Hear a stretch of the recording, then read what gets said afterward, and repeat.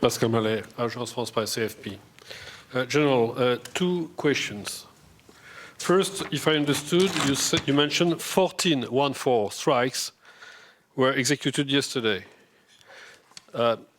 If that does include as well reconnaissance and targeting missions, it means that in one day the number of missions fell down from 58 because of bad weather, and the day before it was 70, according to Naples figures. And now that the US have left, or maybe not because the US have left, we have only 14 missions, strike sorties. Could you explain? Second question. Do you consider normal that a certain number of forces are still not under NATO command, including important assets like US drones, which are very useful for many things, as you know, including an entire French aero-naval group with one aircraft carrier, plus 2 frigates, plus 1 submarine, meaning 16 planes of the French Navy are flying without, if I understand, under national command only. It was the same with the amphibious ship with US Marines the day before. I don't understand how I can still write that NATO took command of anything. Okay, to address your first question, in total, yesterday, the number of sorties was 150. Out of those 150 sorties, there were 58 strike sorties. But as you probably know, that strike sorties are intended to identify and engage appropriate targets, but do not necessarily deploy munitions every time. So the 14 strike sorties I mentioned were strike sorties that used ammunition and they hit targets, as I made clear in my opening statement. So it's 150 in total, 58, 14 used munition. That's clear for you? That with regards to the forces under NATO command, I think in general we can say that the commander of the Joint Task Force, General Bouchard, has the assets he needs to execute his mission under his command. How does he cooperate with other forces which are also striking? How do you coordinate? And who is responsible? He is commanding those assets that have been formally transferred their authority from the nation to NATO, and he's commanding those forces, and that's what he has to do the job with, I would like to say. DPA? Yeah, Alvise Armelini from German press agency DPA. Two questions, if I may.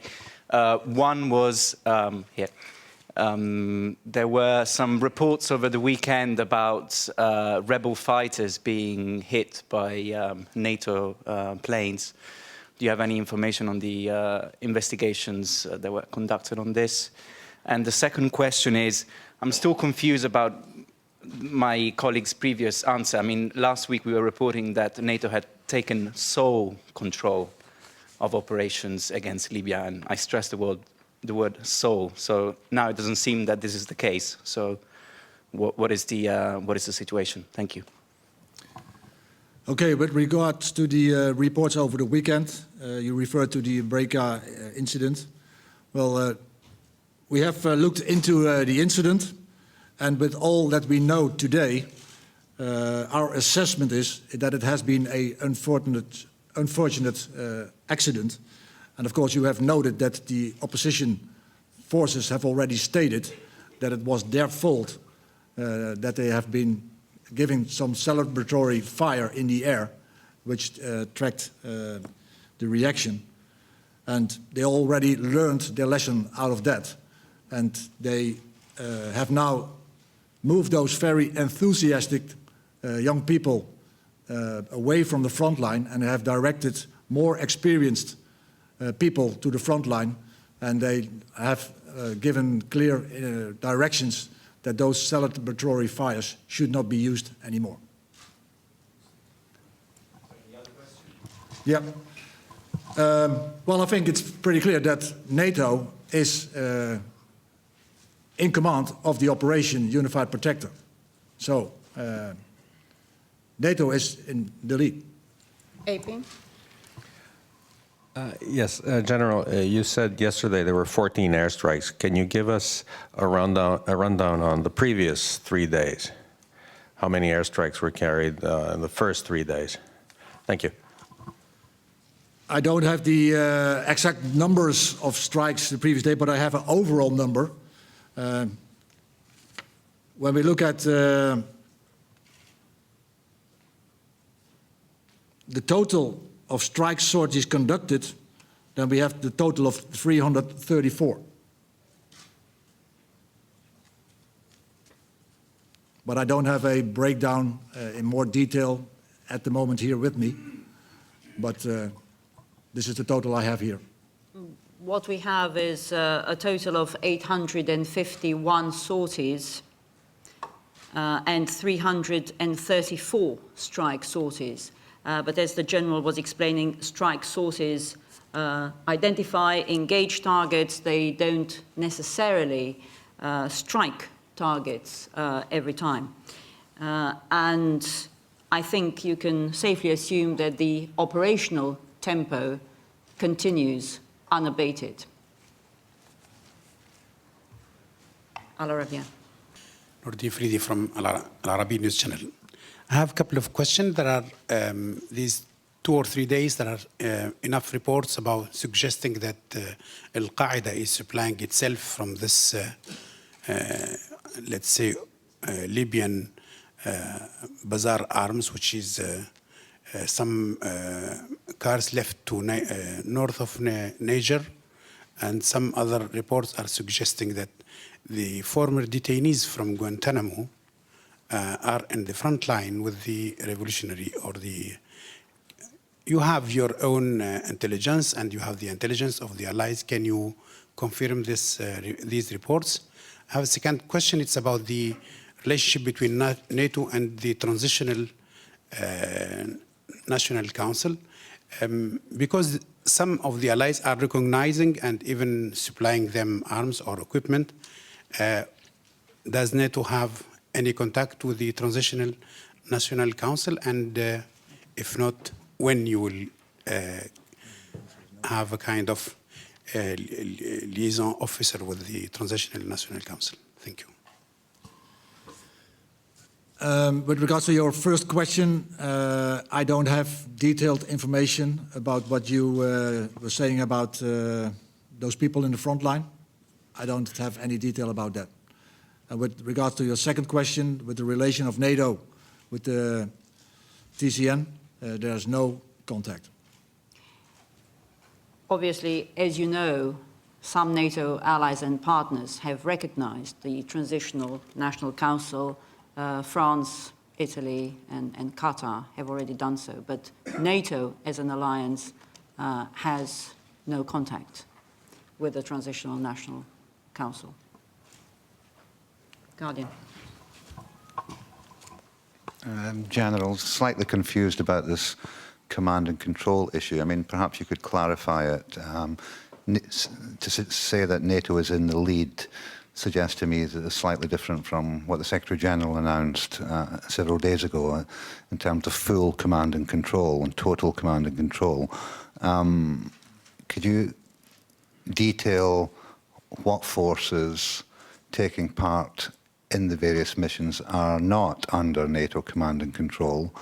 And for example, do these figures, 851 sorties in total, 334 strike sorties, does that refer purely to NATO-commanded sorties or to everybody? The numbers of sorties I gave you were all executed under NATO command. Of course, there are assets under national control in the area, but the commander on Lieutenant General Bouchard, he's commanding all those assets that are on the command of NATO. And they are doing the operation. So if a nation has national assets which they want to employ on a national control, That's not under NATO command, but it has to be, of course, if they want to do it, it has to be coordinated with NATO. Reuters. Two questions. Following up on my colleagues' questions about the amount of firepower used in the first days of the NATO strikes, I understand that you don't have numbers on the number of strike sorties that actually led to actual strikes. But can you give us some sort of a comparison as to the amount of firepower used in the days since NATO took over control to the beginning of the operations in the middle of March? And the other question regarding shipping and the naval blockade. There was a petrol tanker that arrived in Tripoli port today to deliver petrol and fuel supplies to Gaddafi forces. Based on what you're saying, I presume that the argument for allowing this ship to come through is because it's commercial shipping. With regards to the firepower, I think we all have seen over the last days and weeks that it's a dynamic situation that has evolved over time. And the situation in Libya, and for example also the targets that are being presented have changed since the coalition started the operations and since NATO has taken over. So I think it's not possible to make a good comparison because the situation has changed. But in general terms, we as NATO now generate this, roughly saying, the same amount of sorties as the coalition did in the early days. Yeah, about, I don't have the details about the ship with the petrol coming in, but as I said, within the Mediterranean Sea, we want commercial shipping to be executed as normal as possible without the minimum disturbance. And this ship, which I don't know for sure, if that's a commercial shipment, then it has to continue. We are enforcing United Nations Security Council resolutions 1970 and 1973 on the arms embargo. AP. You mentioned this rocket launcher that was hit while it was firing.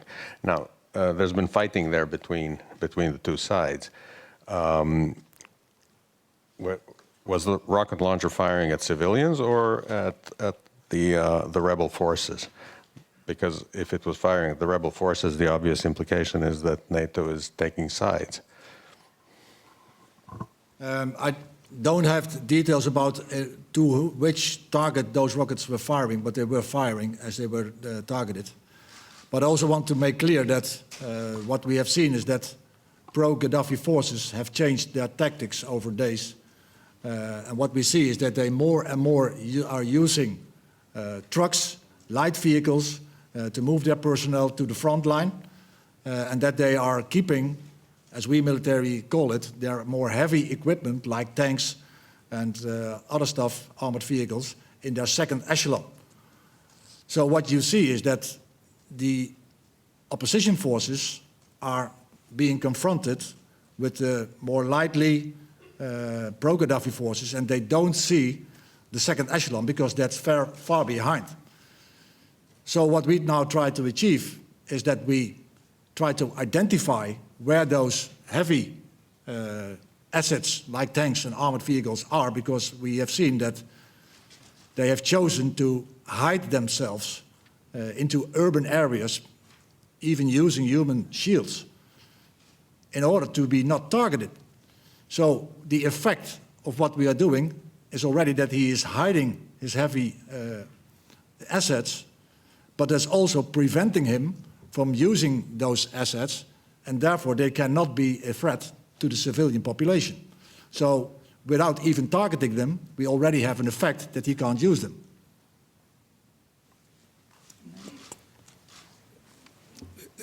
Gaddafi forces need... Could you introduce yourself, please? Dubai television. Gaddafi forces need fuel for tanks, for vehicles.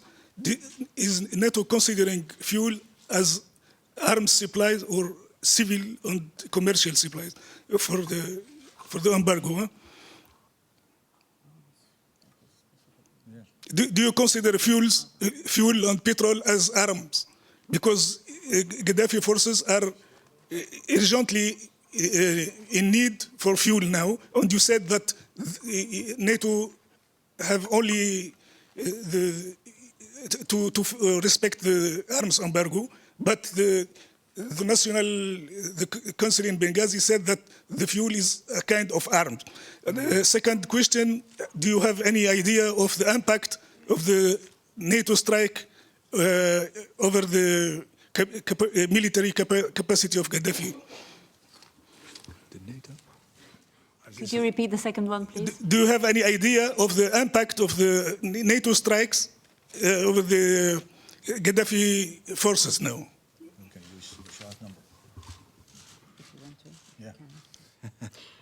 On your first question, my recollection is that the UN Security Council resolution concerns the supply, sale or transfer of arms, but we can look into that. On your second question, I just echo what General Bouchard told the North Atlantic Council this morning, and that his assessment is that we have taken out 30% of the military capacity of the pro-Gaddafi forces. Daily Telegraph.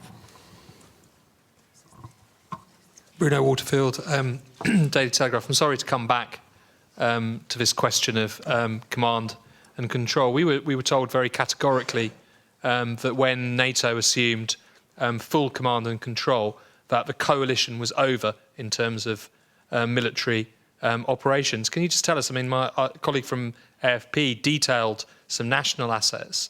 Are those national assets being used for military operations outside NATO's command and control? Are any of those assets that are American and French being used outside NATO's command and control?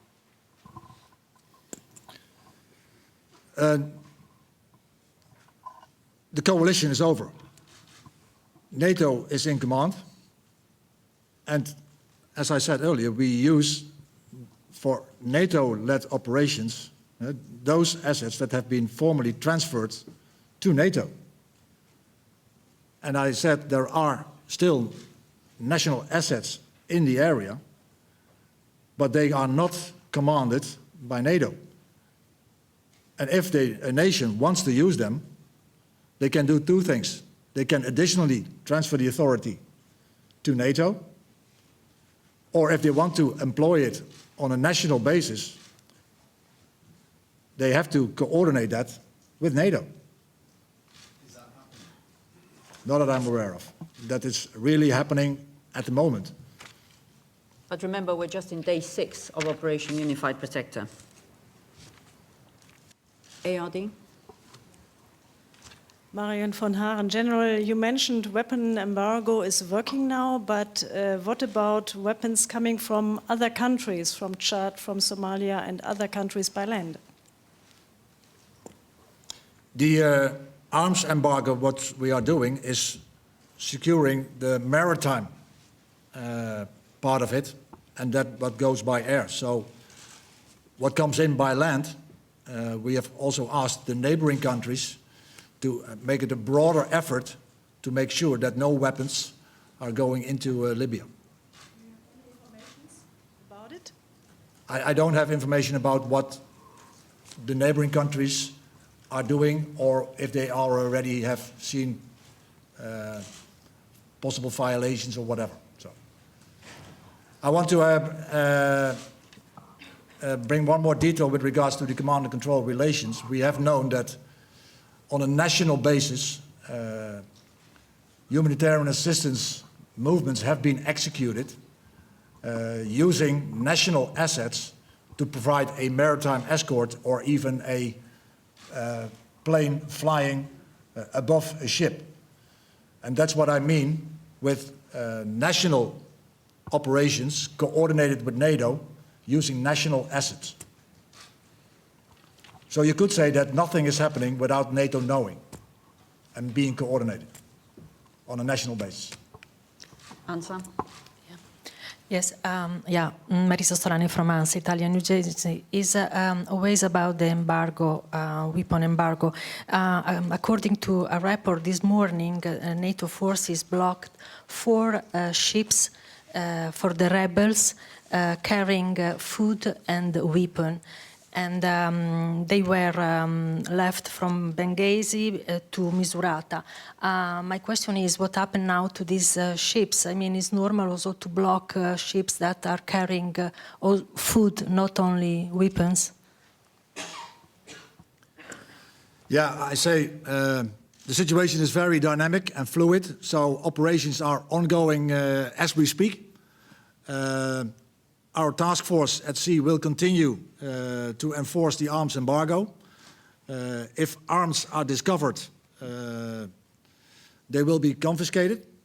But if there is aid or other things, like you mentioned, are on board, they will be allowed to continue to the destination, and so they can proceed with where they were going, to their destination. So.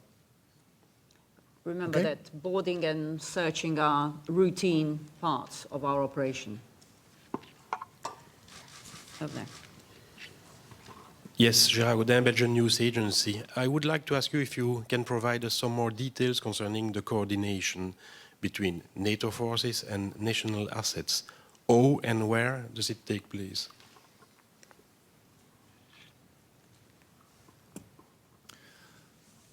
Well, as you know, that the operational headquarters is in Naples, where the commander of the Combined Joint Task Force, General Bouchard, is working together with his headquarters. And if, on the operational level, coordination has to be done, that's the place where the coordination is happening. With liaison officer, or? There are many ways to do that, including liaison officers. Kai Niklas from German television ZDF. How can I imagine the practice? If France would like to fly an attack, will they inform NATO, or will they just do it? Or will they ask NATO for the permission to do it? What is the procedure? No. France is one of the nations that are in this operation. So there is no need for them to do it on a national basis. They are part of the NATO operations. Just to follow up, please. But you just said they are doing their own thing. So I would like to understand, are they asking NATO for the possibility to do it, or are they just doing it? So what is the practice? I will explain you how that works. Nations now have transferred their assets to NATO command. So we use them for NATO operations. If a nation wants to do an operation like assistance for a humanitarian shipment, but what they can do is that they temporarily, what we call chop back, that asset to national control for the time they need it for that national operation. And when that operation is over, then they can go back to NATO command, being transferred again. That's the way it can be done. You understand? We are talking about humanitarian operations and protection of humanitarian operations under national responsibility. We're not talking about air sorties.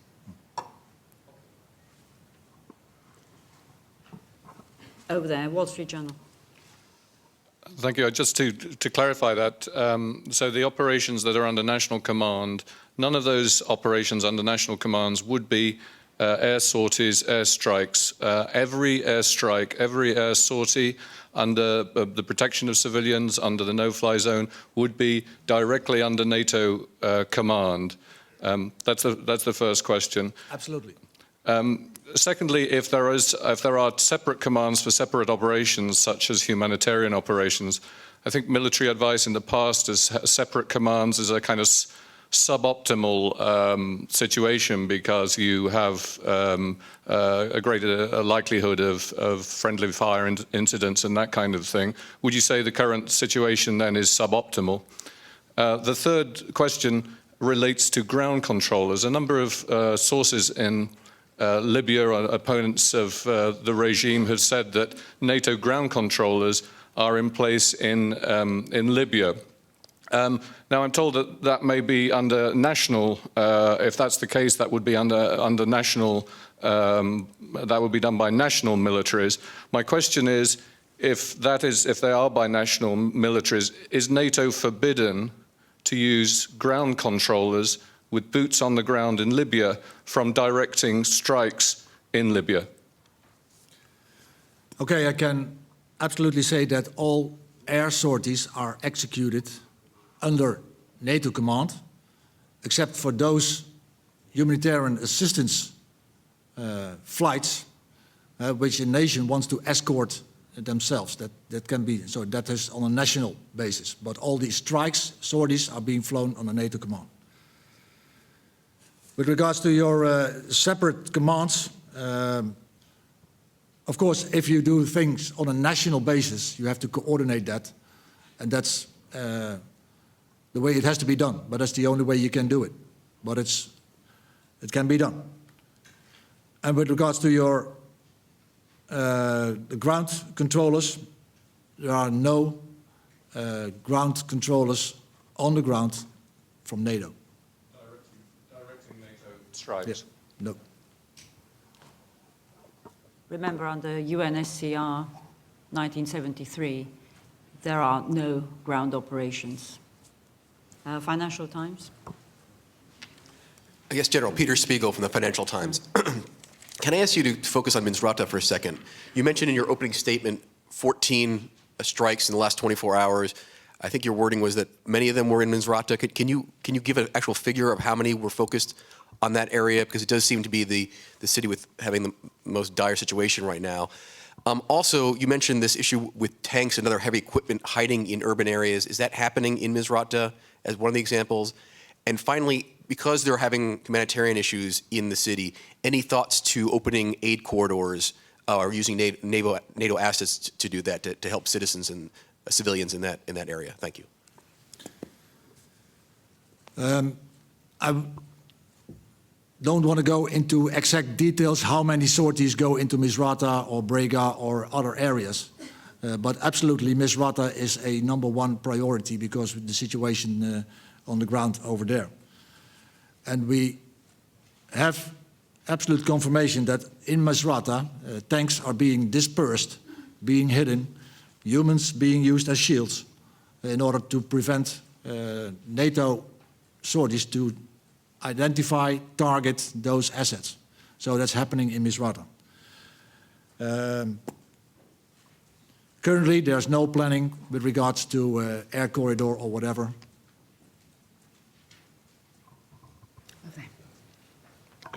General, can we understand from your comments on the unfortunate incident of Brega that you are depending on intelligence from the rebel troops, or what is the situation exactly for intelligence and on the ground? And my second question is related to the density. How do you evaluate the density of the movement of Gaddafi troops coming from Benghazi, from Tripoli, from the west to the east? Tarek, can you introduce yourself, please? Tarek Mahmoud from the Middle East News Agency. Okay, because we as NATO, we have no boots on the ground. It's very difficult to do a investigation or a battle damage assessment to get clarity what has happened. So we are depending on the material we have, and of course we get information via open sources, through press reports, through statements from opposition, to get a clear picture of what's happening there. But we cannot confirm ourselves because we are not on the ground ourselves.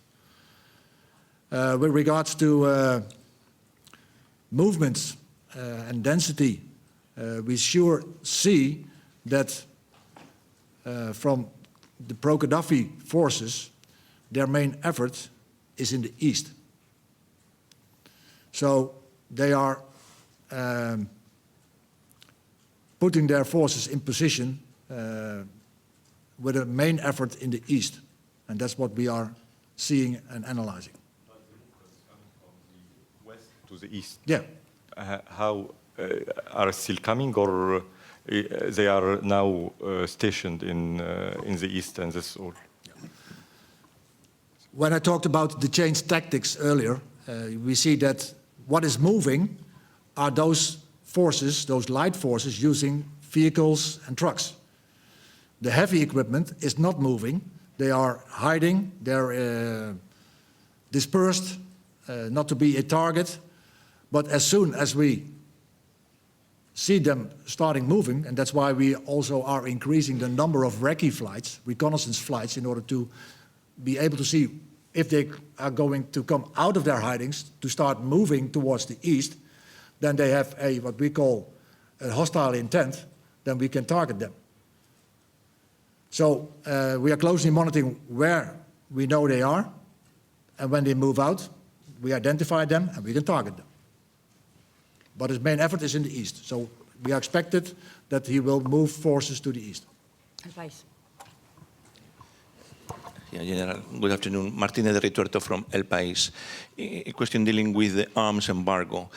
We've got reports that the Qatari government, a member of the coalition or the operation rather, is eager to sell arms to the opposition, to the rebels.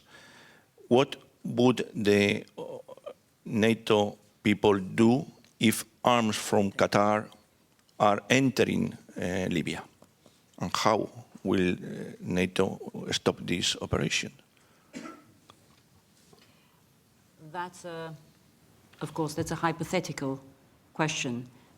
We are enforcing the United Nations Security Council resolutions on the basis of what NATO allies have collectively agreed to do.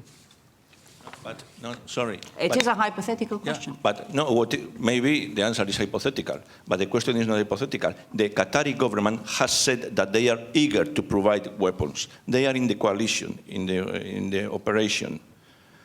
So what are we doing when one of the members of us is supplying, against the will of the United Nations, weapons to the rebels? They are saying that they are going to do it if they can. So. We've taken note of discussions in several nations about the interpretation of the United Nations Security Council resolution. What you've said is hypothetical right now. We had a question over there. Don Melvin, Associated Press. If you'll permit me, General, a layman's question as I try to inform lay people.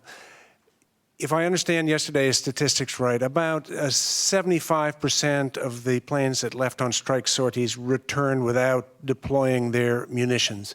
Is that a normal for combat in general? And with respect to Libya, what are the most common reasons that they return without having deployed the munitions?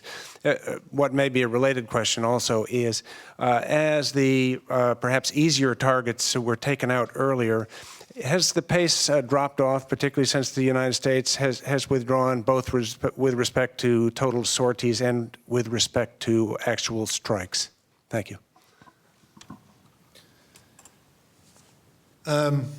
Is 75% normal? I think each conflict or each has its own characteristics, so it's very hard to define what is normal in such a situation as we have. So, with statistics, you can go everywhere. So I won't want to say something about that, if this is normal, comparable to other operations, other crisis areas, other wars. It's hard to say. But of course, the reasons why don't they use their weapons? Well, if they don't identify a target, or if they don't have a positive identification that is a target they are allowed to engage, or we see the target but we see that there are also humans being used as shields, then we don't engage. And then they come back, they have identified but not engaged.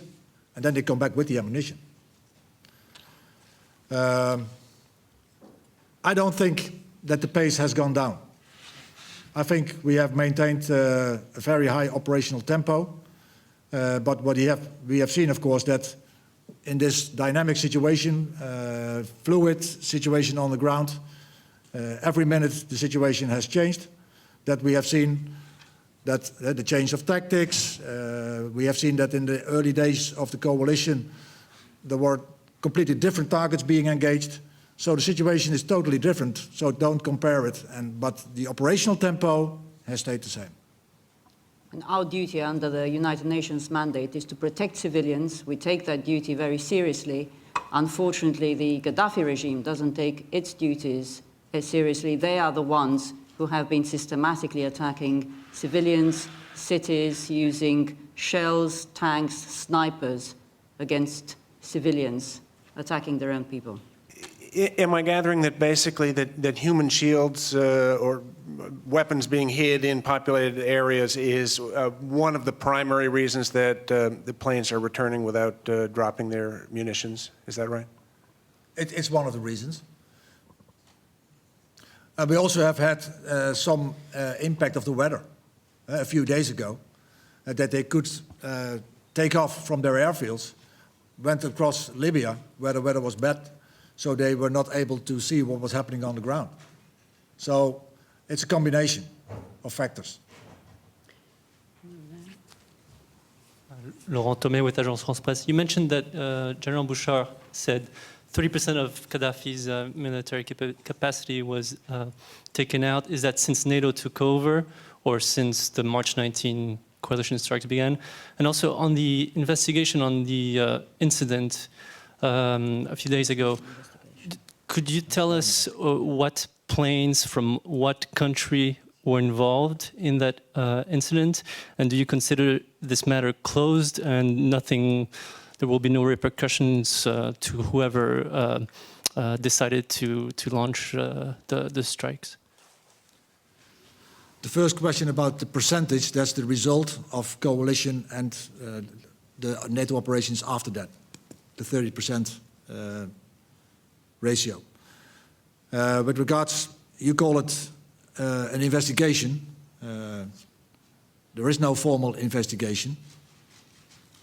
And we consider, as I told earlier, this assessment of what has happened as closed. Surely you know what planes from what country were involved in the incident. Can you tell us that? No further details. We've said from the very start that we were looking into this incident. We take any reports of civilian casualties very seriously, but clearly if somebody fires on our aircraft, those aircraft have the right to fire. It is their right of self-defense, and our forces have the right to self-defense in any NATO operation. We have, Ana. Thank you. Ana Pisonero from the Spanish news agency Europa Press. General, I don't know if you can confirm how many air assets the United States have taken off under NATO control. I understand that UK has announced that they will be sending 4 extra tornadoes. I understand that maybe there's a gap there in airlift capacity, especially to do these strikes. So I don't know if you can elaborate a little bit. And just to be very clear, you said that national assets not under NATO control are today doing some humanitarian operation support. But in any case, any country operating inside NATO coalition or under NATO mandate could decide, if they wanted to do airstrike operations under national assets. Do you have an agreement that this will not happen and that it will be kept under NATO control in the near future? I'm thinking if maybe we don't reach the number of assets we now need after US is taking off some of theirs. Very critical. Thank you. Once again, all the airstrikes conducted are conducted under NATO command.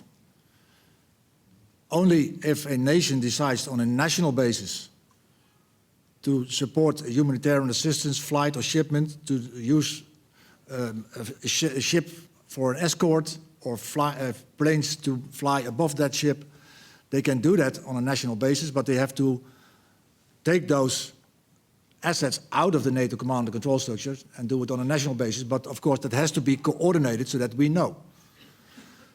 With regards to the assets, I think it's for nations to say what is their contribution or stopping their contribution.